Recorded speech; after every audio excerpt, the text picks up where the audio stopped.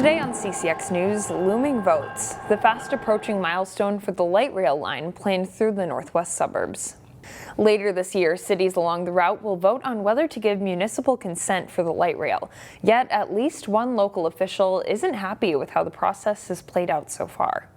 We came into this new alignment with an extreme amount of, or lack of trust.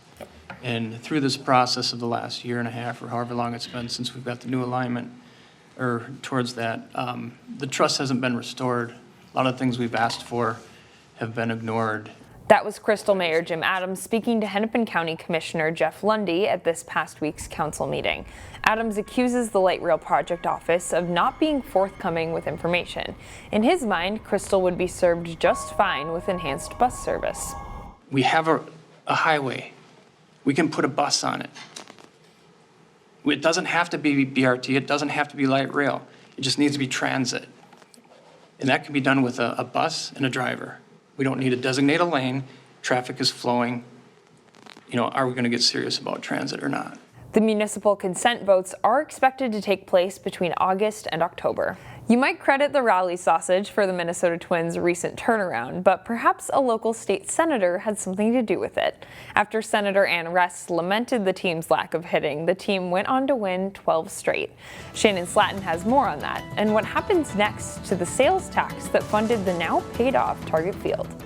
In 2006, the agreement that's now in place was passed that included a sales tax that the state imposed or required, but the county imposed in Hennepin County to support the bonds to build the ballpark. It is managed by a public authority, so it is a public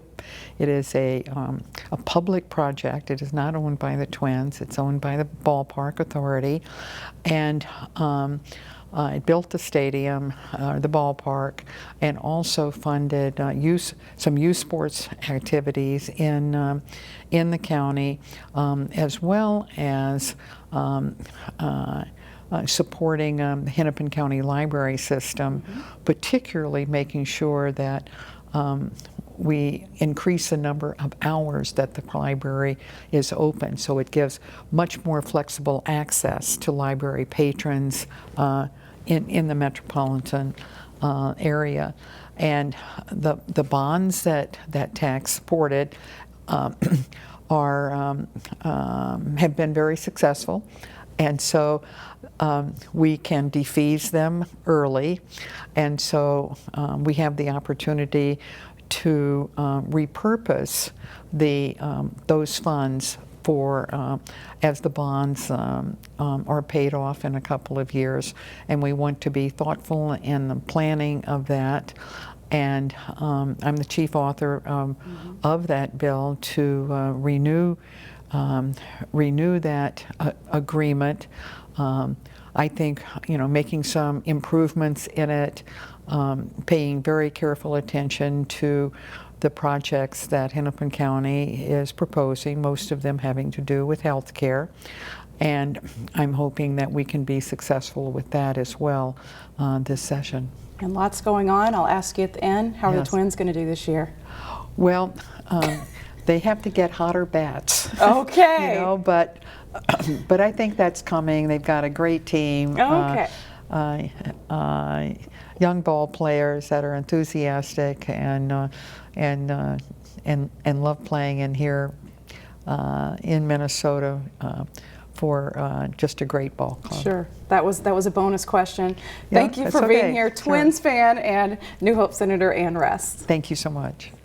Approximately 6 million Americans have vision loss. 1 million experience blindness. However, finding someone who writes for the blind is rare. But as Kevin Miller reports, a Golden Valley woman's Braille business is making a difference. A K would be pushing these two dots down. Technology has come a long way. This is called a Braille writer, and it's like a blind person's typewriter. Andrew, box directions. So all I have to do is to do that and then put it into Braille. This is called a refreshable Braille display. So I can listen to it, but I can also read it on here. What used to be done by hand now requires specialized tools. And for transcribing Braille, that is just essential. I couldn't do it without having both. Braille is a tactile written language for the blind. So let's say I want to emboss this. In this computer age, there's still a need for Braille.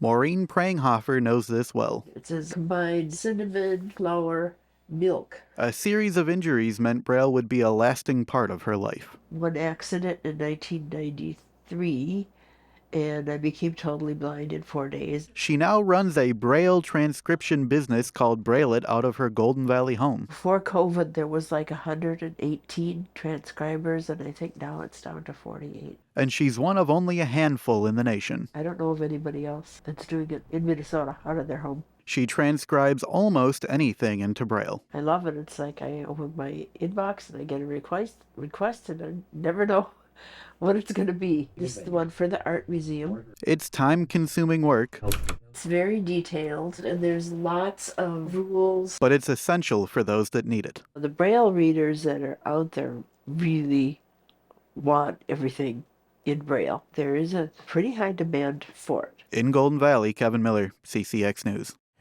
Braille requires more space on the page than written text. Typically, one page of text converts to 3 pages of Braille.